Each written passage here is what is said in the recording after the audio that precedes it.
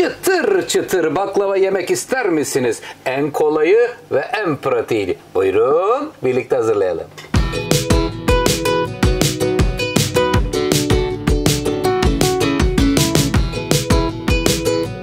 Çıtır çıtır enfes bir fıstıklı baklava hazırlıyorum. Çok kolay baklava yufkasıyla. Malzemelerimizi hemen sayıyoruz. Şu anda burada bir paket yufkamız var. Baklavalık yufka yetmezse ikinci paketi hazır tutuyorum. Efendim Antep fıstığı, kıymetli seyircilerim, 250 gram tereyağı, bir dilim limonla birlikte şimdi bir şerbet hazırlayacağız. Şerbetimizde 2,5 su bardağı su, 2 bardak şeker, bir dilim limonumuz var.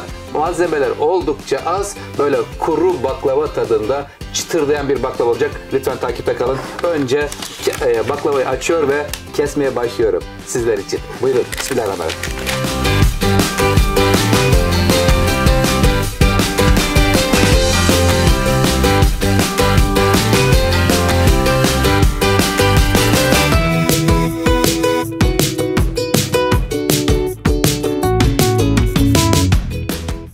Kasemizi beğendiniz mi? Çok güzel görünüyor. Seyircilerimiz demişler ki hayırlı olsun. Oktay Usta, teşekkür ediyorum. Allah razı olsun. Şimdi Antep fıstığını isterseniz tek sıra halinde koyabilirsiniz. İsterseniz şöyle daha fazla miktarlarda koyabilirsiniz.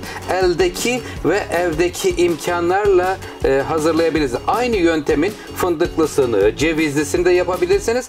Hatta bunun bu Antep fıstığını içine koymak yerine sadece çerçevesindeki manto bölümüne de koyabilirsiniz. 15 katlı burası. Bismillahirrahmanirrahim. Sergimizi veriyoruz. Şöyle parmak uçlarımız ile sıkıca rulo şeklinde sarıyoruz. Ne kadar gitti? Tam 1,5 paket baklava yufkamız gitmiş oldu kıymetli takipçilerim. Evet, şimdi burada şöyle dikkatlice kes Ayşe'cim. Baklava bıçağıyla kestikten sonra hemen şöyle iki ucundan tutuyoruz, şuradan sıkıca tutun, açılmasın ve efendim 40 santime 26 santim çapındaki fırın kabının içerisine alıyorum. Bu kalanı hemen üzerini streç filmle kapatıp daha sonraki tariflerde kullanmak üzere ayırabilirsiniz. Bakın nasıl oldu? Hemen sayıyoruz. 3, 6, 8 tane rulo çıkmış oldu. Şimdi dilimleme bölümüne geçiyoruz. Bismillahirrahmanirrahim. Elimizi çabuk tutalım. Baklava yufkası çok çabuk bir şekilde kurur. Tereyağımız da erimek üzere. Hemen şöyle ne kadar? Bir parmaktan biraz daha geniş olacak şekilde buradan böyle kesiyorum. Sonra da diğer taraftan karşılıyorum bu kestiklerimizi. Tereyağını veriyor ve pişirme bölümüne devam ediyoruz. Sadece şerbette 1,5 paket kullandığımız için bir yarım bardak daha şeker ilavesinde bulunacağım.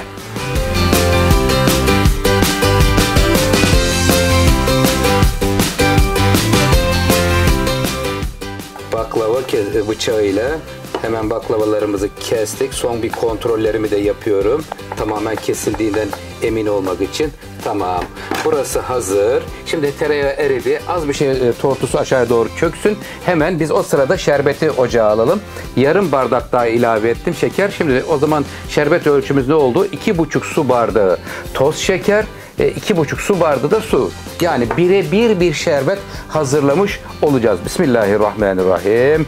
Yiyenlere şifa olsun. Bayramda, çay saatlerinizde, günlerde her zaman hazırlayabilirsiniz. Ver Ayşe'cim, sevgiyle hazırlanmış bir şerbet olacak. Şimdi burada birebir olunca kaynatma süresini, ne kadar kaynadığını ilerleyen dakikalarda sizlerle paylaşacağım. Hemen buraya bir dilimde limon kesiyorum. Tereyağını vereceğiz. Tereyağını çektikten sonra baklavayı fırına göndereceğiz. Ver bir dilim limon. Şekerlenmesin. Erittik. Tortusu çöktü.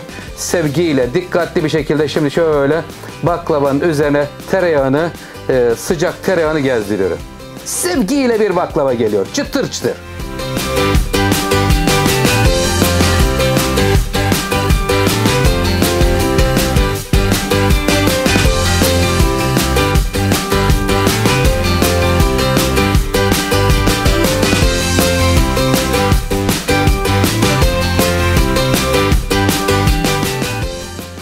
Fırından çıkıyor. 170 derece 40 dakika sürdü pişmesi. Her fırının süresi değişkenlik gösterebilir kıymetli takipçilerim. Siz mutlaka kontrolünüzü yapınız. Evet, şimdi tatlımız sıcak, şerbetimiz soğuk olarak vereceğiz. Şimdi eğer çıtır çıtır olmasını istiyorsanız 10 dakika sonra verin. Soğuk şerbet. Kaç dakika kaynadı? Kaynamaya başladıktan sonra şerbetimiz tam 10 dakika kaynattım. Bakın işte şu kıvama geldi. Ballanmış oldu yani. Sevgiyle veriyorum. Cızırtısını duyacağız şimdi. Allah'ım sana sonsuz şükürler olsun.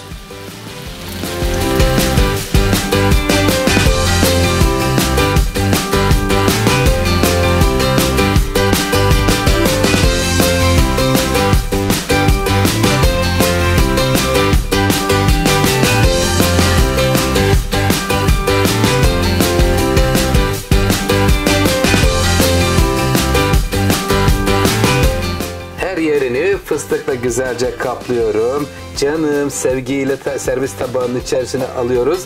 Nasıl buldunuz? Çok güzel oldu kıymetli takipçilerim. Bayram yaklaşıyor. Sizler için ev baklavası ister misiniz? Şöyle fındıklı mı, fıstıklı mı, cevizli mi? Neli istiyorsanız lütfen yorumlara yazın. İstediğiniz baklavaları hazırlayacağım inşallah. Efendim güzel bir tarifi sizlerle paylaşmış bulunuyorum. Sağlıklı, mutlu, huzurlu günler diyorum. Afiyet olsun. Buyurun sofraya.